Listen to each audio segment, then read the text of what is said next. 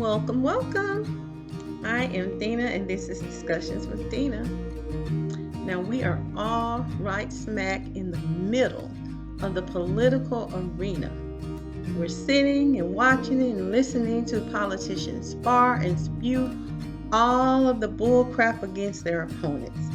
But it is the political speeches and conversations in particular that are so important because they give us a peek into the mental perspective of the candidate. Take note, like recently, presidential candidate Nikki Haley professing the other day that America is not a racist country. Lord, the lies people tell themselves.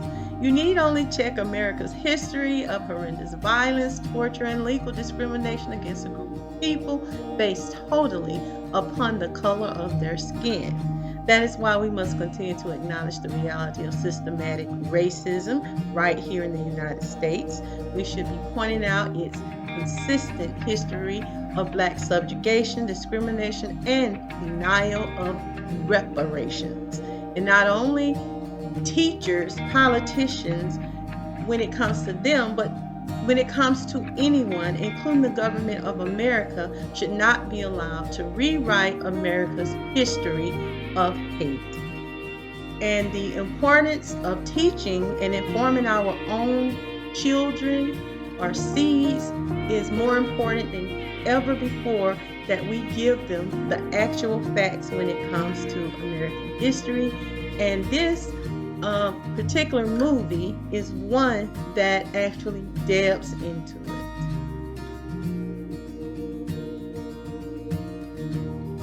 Now, Killers of the Flower Moon is something I have been waiting to see. I've heard a lot about this movie, and it is based upon what has happened in actual history about some factual homicides that took place within the Osage tribe of American Indians, or Native Americans, or indigenous people, whichever term that is comfortable for people. I don't know what they prefer, but this is what I prefer. Now, the story focuses on an Osage woman by the name of Miley Kyle, who was married to a white man called Ernest Burkhart, and he is played by Leonardo DiCaprio.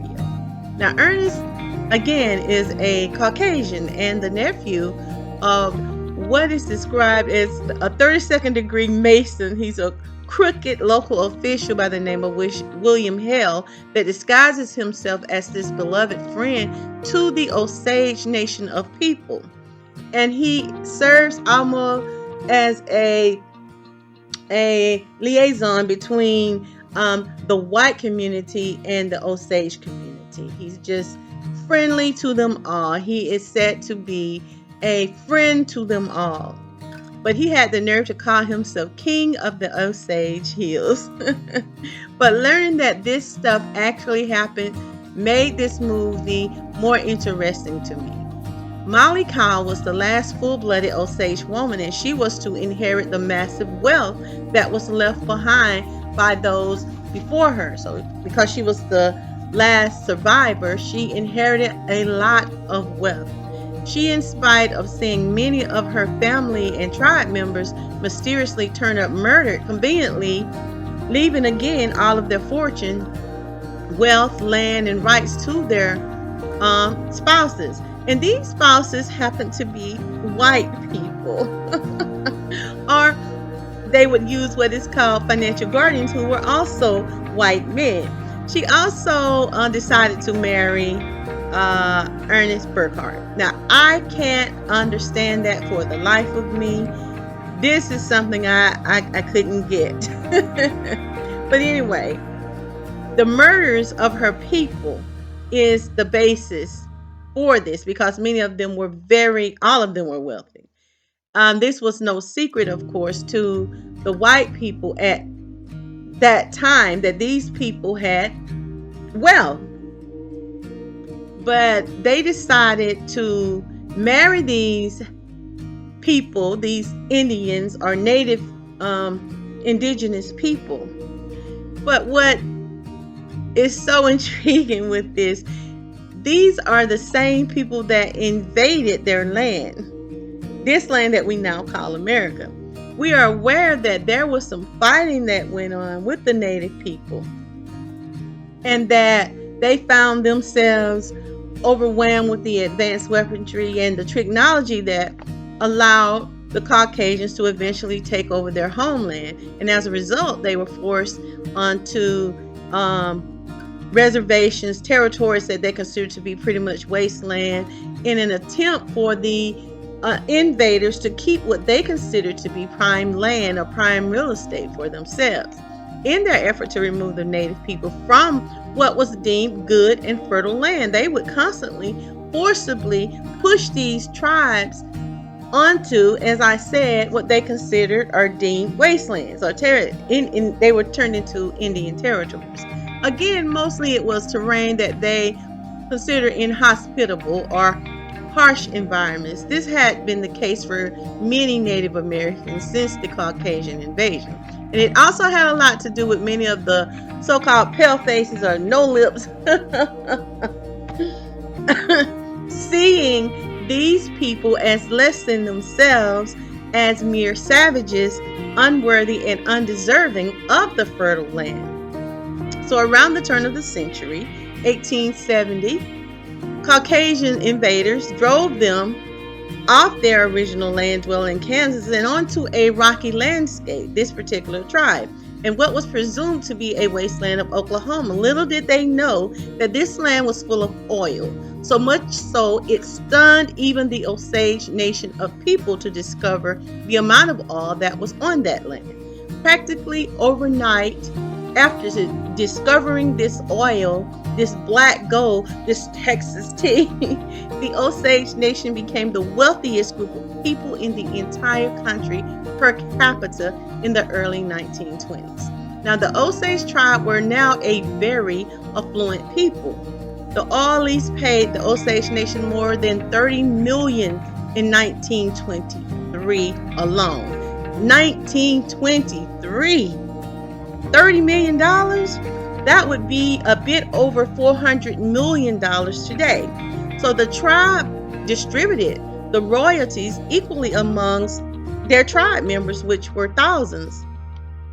And their shares were known as head rights, meaning that they could not be bought or sold, only inherited.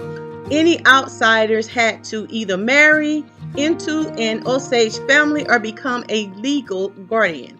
Now, this greatly increased the number of European settlers that wanted to marry people who were from the Osage tribe.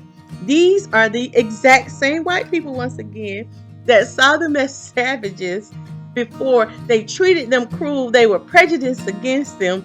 But now these European invaders shared pure love. They wanted to be with them before they had this name for their very existence. Now they were intermarrying with them at a very enormous rate, and Osage women were said to be the objects of hot pursuit and perfection by white suitors. And it was an enormous rate, and Osage women were said to be the objects of hot pursuit and perfection by white suitors. And it wasn't for the customs of beauty, it was for the money. As their prosperity increased and increased, so did the number of the people, Osage people, deaths increased. And they were from mysterious circumstances. The white invaders saw this wealth and they wanted a piece of this wealth for themselves. So they came together, developed and organized a strategy that whereby they could legally have rights and own and control the wealth from these people. They saw this wealth and they wanted that wealth. They began a campaign of manipulation, deception, collusion, and murder by any means to attain the legal rights to this wealth. And one of the main ways, of course, was to marry into this group of people. They would earn their trust. They would even procreate with them. But the objective was to get the wealth. So Osage spouses, the white people, they would be found dead. The Osage spouses would be found dead due to mysterious accidents, unusual mishaps, and just some strange misfortune would take their lives, like suicide, shootings, poisonings. There were never any autopsies. There was just rush death certificates. And this meant that the white spouse or the white court-appointed guardian would receive and obtain all of the rights to their massive wealth, their oil wealth, and inherit Osage property as well. The scheming and looting of Osage money and wealth was so shamelessly corrupt that lawyers were moving into that region specifically to serve as financial guardians of members of the Osage Nation. These so-called guardians were a result of the federal government passing a law in 1921 that required Osage tribe members to prove their competency, which, if they could not prove it, they would be assigned a financial guardian. And these were just crooked white people or lawyers who were very happy to and eager to become guardians, where it allowed them to steal their money and inherit it upon the death of the Osage person that they were in charge of. It was determined by the Indian Rights Association that these so-called guardians had stole at least $8 million directly from these restricted accounts they were to oversee. They were guilty of withholding their funds from them from denying access to their money.